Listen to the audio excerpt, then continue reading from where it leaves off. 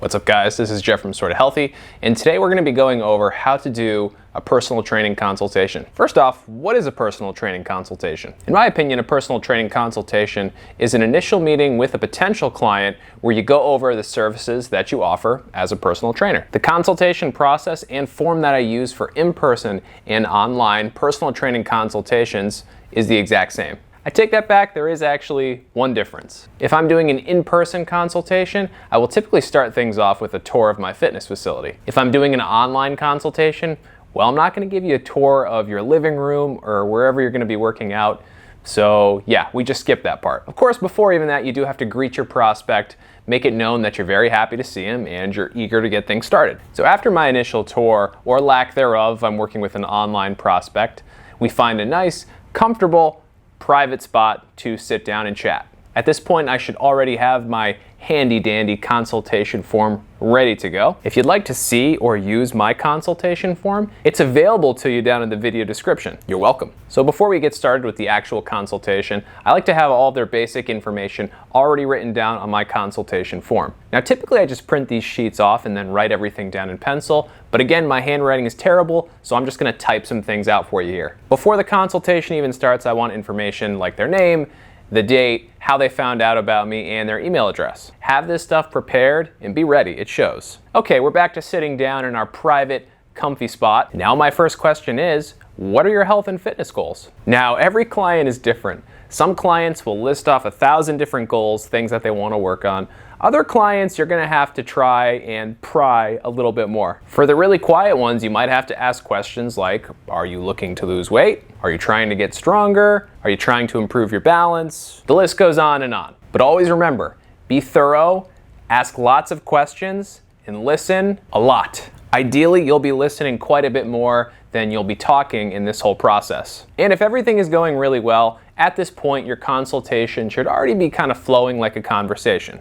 This does, however, depend greatly on the prospect that you're working with. If that prospect is just a quiet person or maybe they're kind of nervous, of course things might not flow so perfectly. That's okay, just keep moving forward and be confident. The next thing I ask my prospect is, what are some possible barriers to success for you?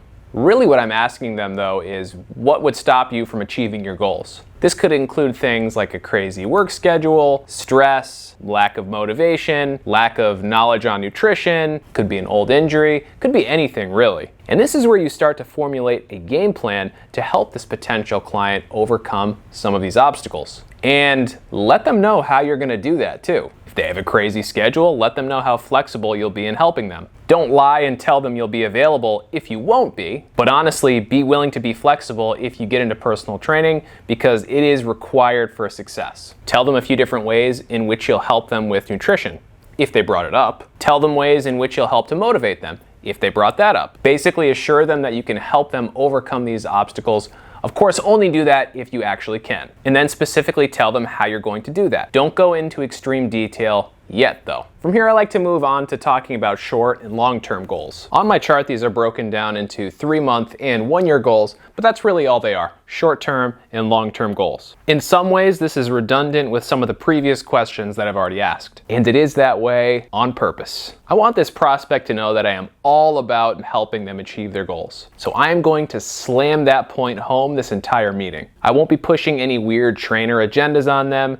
Their program will be unique and all about them. Anyway, back to short-term and long-term goals. Be specific. If they want to lose weight, how much? If they want to get stronger, where specifically? This information reassures them that you're going to get the job done, and it gives you useful information that you'll use later on for programming. Next up, we talk about what kind of physical activity this person has done in the past. And I want anything. Hiking, high school track, cheerleading, playing golf, walking, literally anything. Of course, I also want to know if they've tried training in the past, be it one-on-one, small group, or virtual.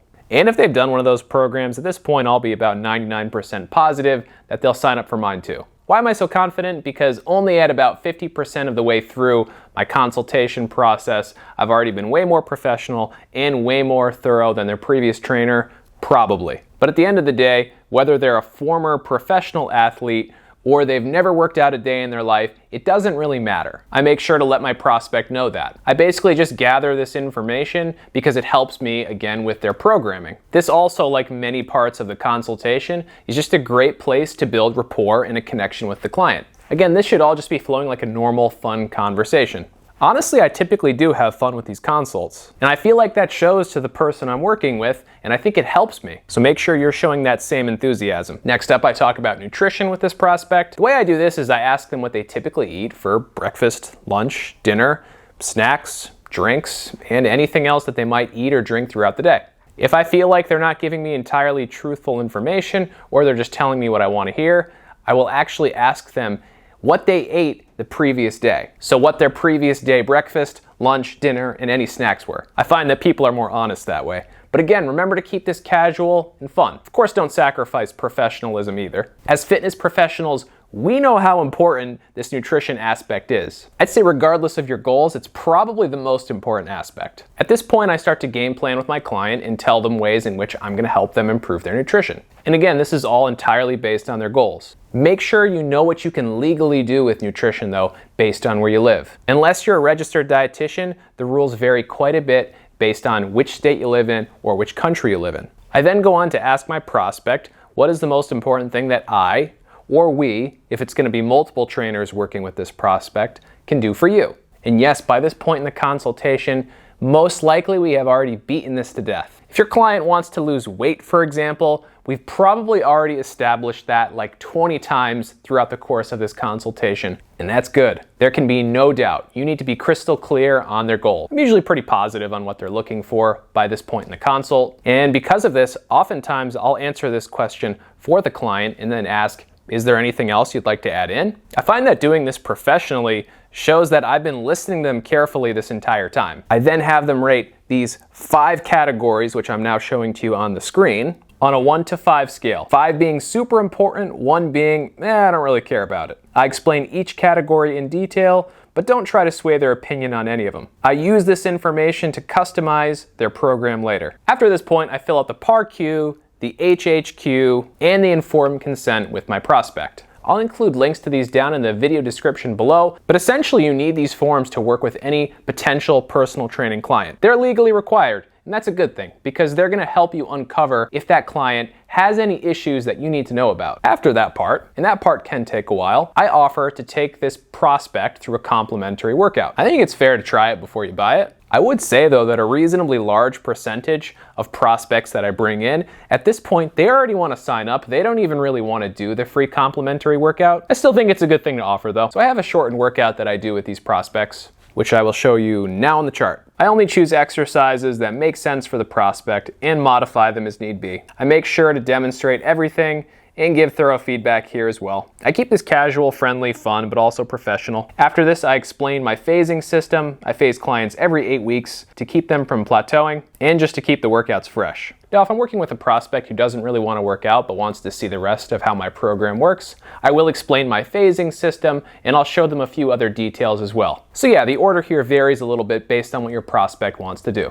I then show them a price list and say, if you have any questions on my pricing or anything else, be sure to let me know. Funnily enough, a lot of trainers screw this next part up. Guess what you do next? Nothing. You say absolutely nothing. Unless they ask you a question, keep your mouth shut temporarily here. Look over your papers on your clipboard, check out your work schedule on the computer, stay professional, but don't pester them. Honestly, guys, anything you say can and will be used against you in a court of personal training law. But no, seriously, I find the less you say here, the better. Most people will sign up if you've presented everything well up to this point. Do not resort to salesy tactics. They do not work. If someone says they need to go home and think about it or talk to a spouse, ask them what's holding them back and ask them if there's anything that you can clear up for them now. Again, no salesy tactics. Be genuine and be helpful. If they're really on the fence, what I'll allow them to do is purchase 1 session with a credit card, which ideally you'll keep on file. This is much less threatening than purchasing an entire package at once,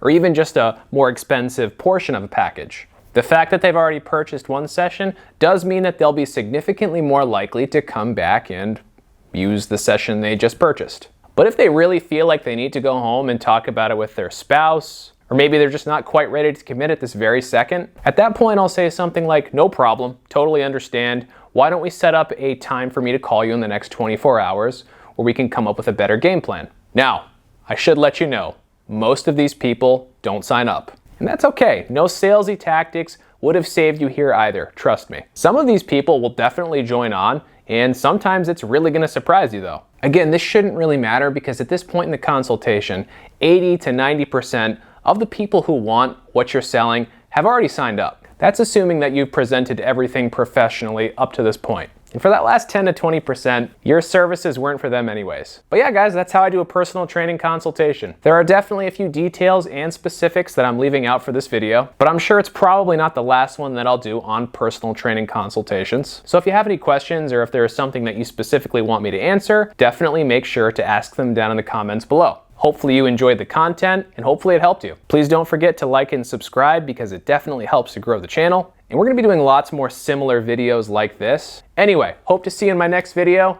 That's all for today.